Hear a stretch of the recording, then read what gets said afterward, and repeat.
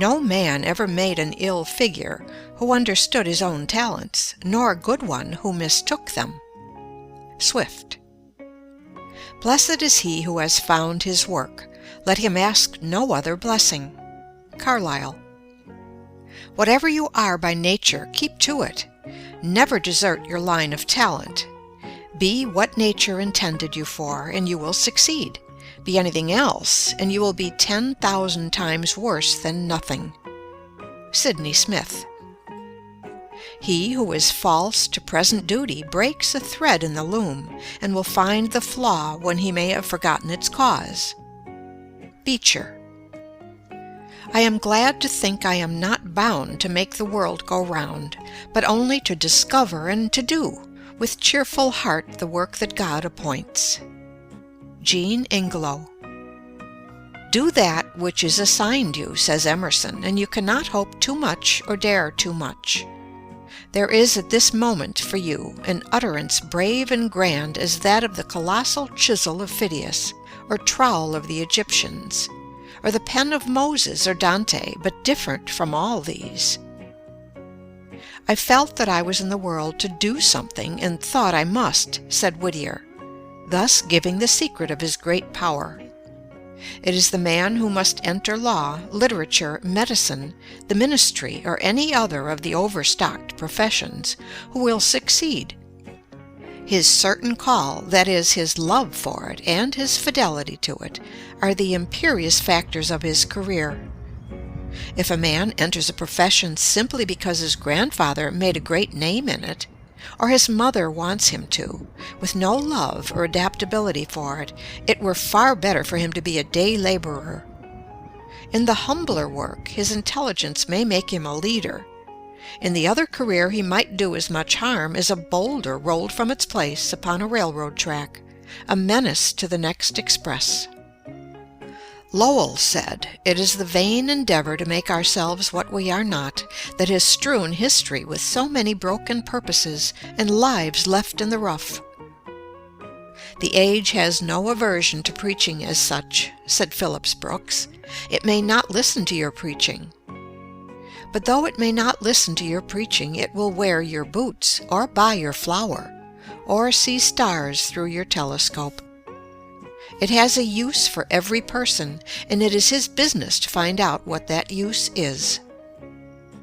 The following advertisement appeared several times in a paper without bringing a letter.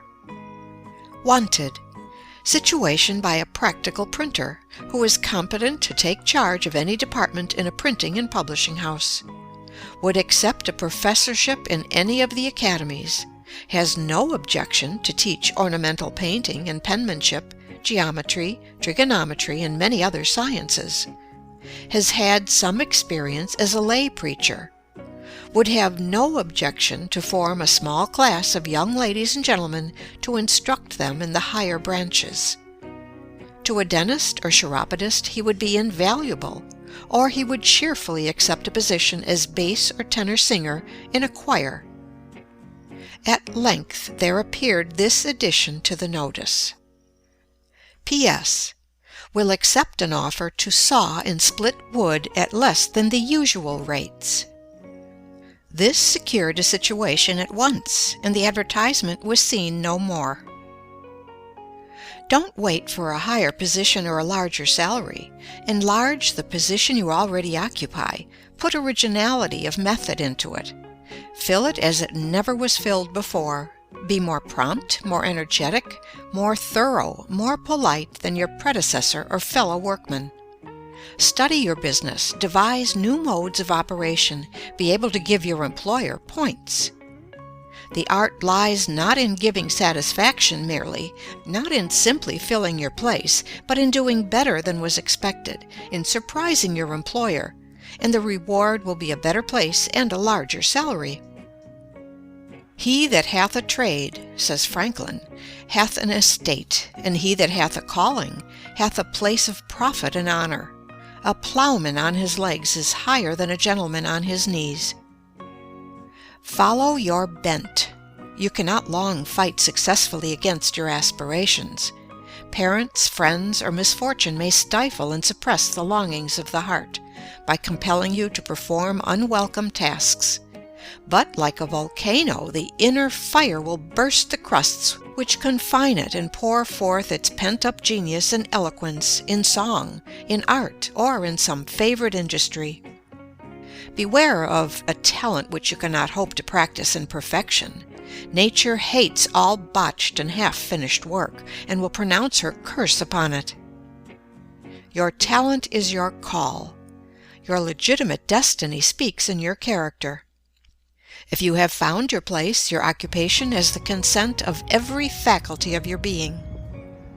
If possible, choose that occupation which focuses the largest amount of your experience and tastes. You will then not only have a congenial vocation, but will utilize largely your skill and business knowledge, which is your true capital. There is no doubt that every person has a special adaptation for his own peculiar part in life. A very few, the geniuses we call them, have this marked in an unusual degree and very early in life. A man's business does more to make him than anything else. It hardens his muscles, strengthens his body, quickens his blood, sharpens his mind, corrects his judgment, wakes up his inventive genius, puts his wits to work, starts him on the race of life, arouses his ambition, makes him feel that he is a man and must fill a man's shoes, do a man's work, bear a man's part in life, and show himself a man in that part. No man feels himself a man who is not doing a man's business. A man without employment is not a man. He does not prove by his works that he is a man. 150 pounds of bone and muscle do not make a man. A good cranium full of brains is not a man. The bone and muscle and brain must know how to do a man's work, think a man's thoughts, mark out a man's path, and bear a man's weight of character and duty before they constitute a man. Whatever you do in life, be greater than your calling. Most people look upon an occupation or calling as a mere expedient for earning a living. What a mean, narrow view to take of what was intended for the great school of life, the great man-developer, the character builder, that which should broaden, deepen, heighten, and round out into symmetry, harmony, and beauty, all the God-given faculties within us. How we shrink from the task and evade the lessons which were intended for the unfolding of life's great possibilities into usefulness and power, as the sun unfolds into beauty and fragrance the petals of the flower. Girls, you cheapen yourselves by lack of purpose in life, says Rena L. Miner. You show commendable zeal in pursuing your studies. Your alertness in comprehending and ability in surmounting difficult problems have become proverbial. 9 times out of 10 you outrank your brothers thus far, but when the end is attained, the goal reached, whether it be the graduating certificate from a graded school or a college diploma, for 9 out of every 10 it might as well be added thereto, dead to further activity, or sleeping until marriage shall resurrect her. Crocheting, placking, dressing, visiting, music, and flirtations make up the sum total for the expense and labor expended for your existence. If forced to earn your support, you are content to stand behind a counter or teach school term after term in the same grade, while the young men who graduated with you walk up the grades as up a ladder to professorship and good salary, from which they swing off into law, physics, or perhaps the legislative firmament, leaving difficulties and obstacles like nebula in their wake. You girls, satisfied with mediocrity, have an eye mainly for the main chance, marriage.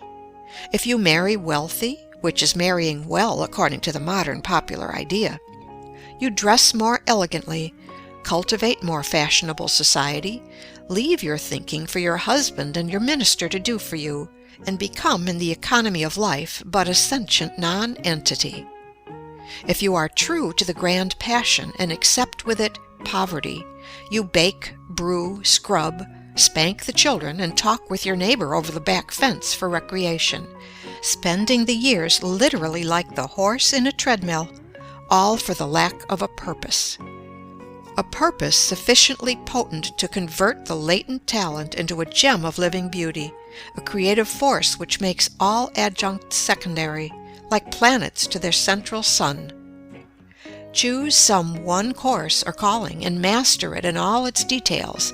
Sleep by it, swear by it, work for it, and if marriage crowns you, it can but add new glory to your labor. Dr. Hall says that the world has urgent need of girls who are mother's right hand, girls who can cuddle the little ones next best to mama, and smooth out the tangles in the domestic skein when things get twisted, girls whom father takes comfort in for something better than beauty, and the big brothers are proud of for something that outranks the ability to dance or shine in society. Next, we want girls of sense. Girls who have a standard of their own regardless of conventionalities, and are independent enough to live up to it. Girls who simply won't wear a trailing dress on the street to gather up microbes and all sorts of defilement. Girls who don't wear a high hat to the theater or lacerate their feet with high heels and endanger their health with corsets. Girls who will wear what is pretty and becoming and snap their fingers at the dictates of fashion when fashion is horrid and silly. And we want good girls, girls who are sweet, right straight out from the heart to the lips, innocent and pure and simple girls, with less knowledge of sin and duplicity and evil doing at 20 than the pert little schoolgirl of 10 has all too often. And we want careful girls and prudent girls who think enough of the generous father who toils to maintain them in comfort, and of the gentle mother who denies herself much that they may have so many pretty things, to count the cost and draw the line between the essentials and non-essentials. Girls who strive to save and not to spend. Girls who are unselfish and eager to be a joy and a comfort in the home, rather than an expense and a useless burden. We want girls with hearts, girls who are full of tenderness and sympathy, with tears that flow for other people's ills, and smiles that light outward their own beautiful thoughts.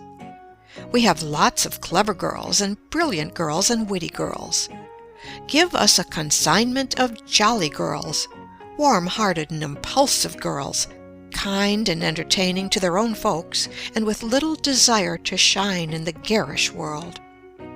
With a few such girls scattered around, life would freshen up for all of us, as the weather does under the spell of summer showers.